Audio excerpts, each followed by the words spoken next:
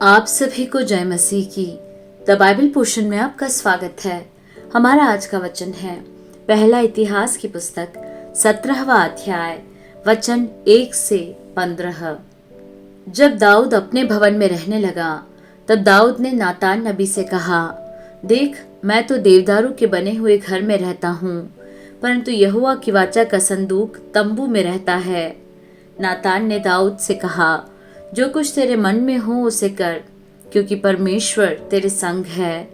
उसी रात परमेश्वर का यह वचन नातान के पास पहुंचा, जाकर मेरे दास दाऊद से कह, यहोवा यूं कहता है, मेरे निवास के लिए तू घर बनवाने न पाएगा, क्योंकि जिस दिन से मैं इस्राएलियों को मिस्र से ले आया आज के दिन तक मैं कभी घर में नहीं रहा, परंतु एक तंबू से दूसरे तंबू को और एक निवास से दूसरे निवास को आया जाया करता हूँ। जहाँ जहाँ मैंने सब इस्राएलियों के बीच आना जाना किया, क्या मैंने इस्राएलियों के न्यायियों में से, जिनको मैंने अपनी प्रजा की चरवाही करने को ठहराया था, किसी से ऐसी बात कभी कही कि तुम लोगों ने मेरे लिए देवदारू का घर क्यों नहीं बनवाया?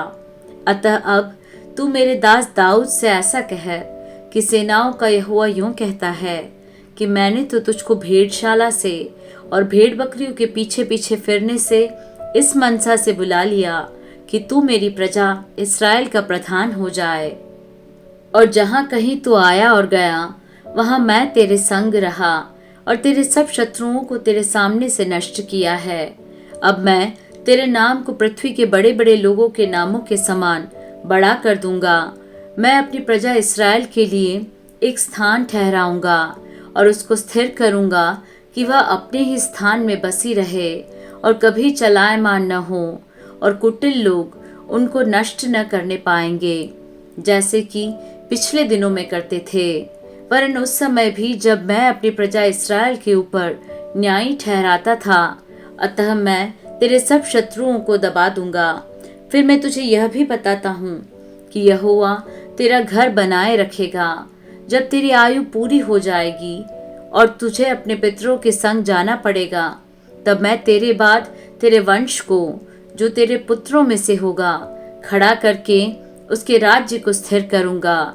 मेरे लिए एक घर वही बनाएगा और मैं उसकी राजगद्दी को सदैव स्थिर रखूंगा। मैं उसका पिता ठहरूंगा और वह मेरा पुत्र ठहरेगा। जैसे मैंने अपनी करुणा उस पर से जो तुझसे पहले था हटाई, वैसे मैं उस पर से न हटाऊंगा, वरन मैं उसको अपने घर और अपने राज्य में सदैव स्थिर रखूंगा और उसकी राजगद्दी सदैव अटल रहेगी। इन सब बातों और इस दर्शन के अनुसार नातान ने दाऊद को समझा दिया।